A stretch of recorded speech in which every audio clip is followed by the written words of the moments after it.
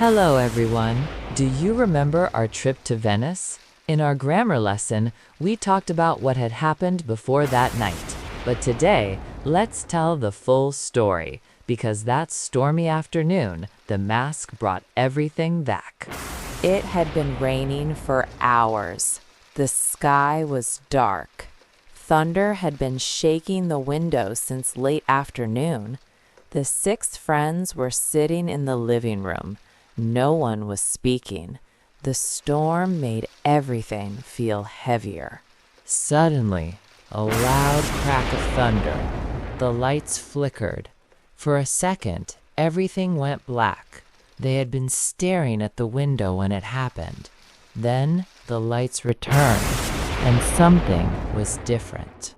On the coffee table, there was a mask. A white mask. Long beak. Dark, empty eyes. A Venetian plague doctor mask. They had not seen it before. No one had touched the table. No one had brought it. Connie stood up slowly. "Did one of you put this here?" No one answered. They had been sitting in the same place for the last 10 minutes. The mask hadn't been there before. Or had it? Kate touched the mask carefully, and suddenly she remembered something. Venice!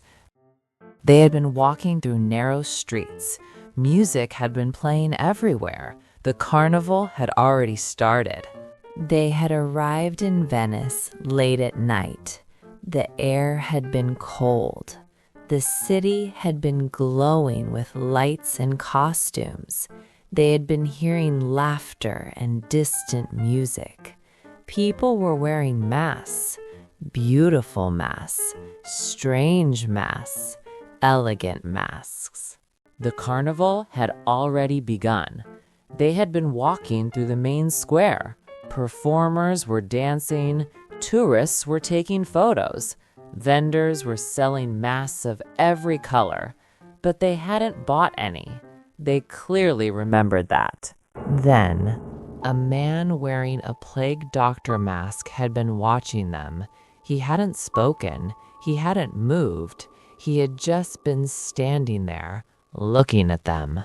The man had been standing near the fountain. He was taller than the others. His black cloak moved slowly with the wind. The beak of the mask was long and curved, but it was the eyes that made them uncomfortable. Dark, still, watching. They had been laughing seconds before. Now they felt strangely quiet.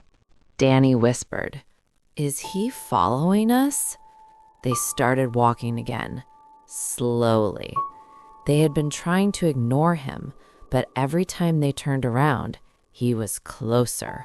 Not running, not speaking, just walking. They crossed a small bridge over a narrow canal. The water reflected the carnival lights. They had been walking for almost 20 minutes. The music sounded farther away now. The streets were darker, quieter, and when they turned again, he was on the bridge too. Finally, he spoke. His voice was low. "You arrived at the right moment." They looked at each other. "What do you mean?" Connie asked. He tilted his head slightly. "You have been looking for something." They hadn't said that to anyone.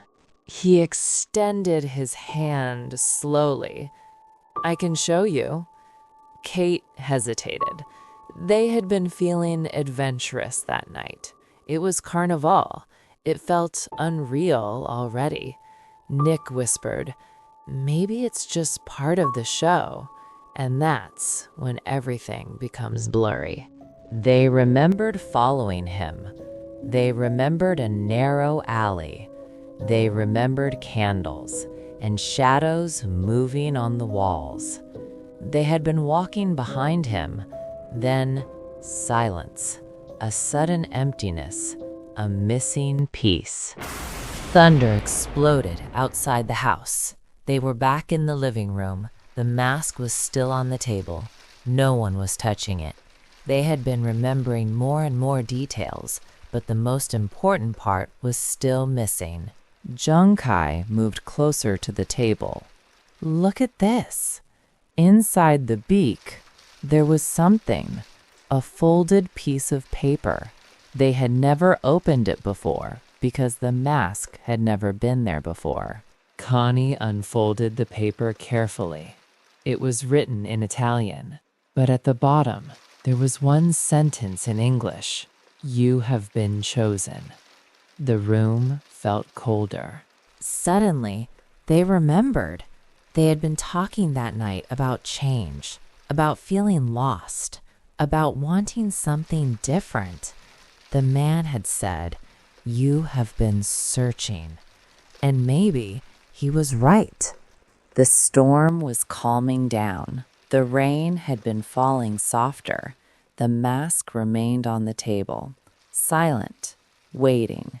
They had been living normal lives since Venice, but maybe the carnival had never really ended. This doesn't make sense, Danny said. We never bought that mask. And we never agreed to anything, Kate added. Connie looked at the paper again. You have been chosen. Chosen for what? No one had an answer. Nick suddenly froze. Wait, there was 1 hour we never talked about. They all looked at him. The night in Venice, after the alley. They remembered the square. They remembered the music. But they had never talked about how they returned to the hotel. There was one missing hour. Junkai grabbed his phone. He started scrolling through old photos. Venice, the square, the canal. Then he stopped. There was a photo they had never seen before. All 6 of them were standing together, and they were wearing masks, white plague doctor masks. They moved closer to the phone. It was real. It was dated that night. And behind them, the same man, standing, watching. They had no memory of taking that photo. None. The lights flickered again. Harder this time. The room went dark. They heard something fall. When the lights returned, the mask was gone, but the photo on the phone had changed. Now, they were not 6 in the picture. There were 7. They had thought the carnival was over, but they were wrong. See you in the next episode. Subscribe to learn more English with us.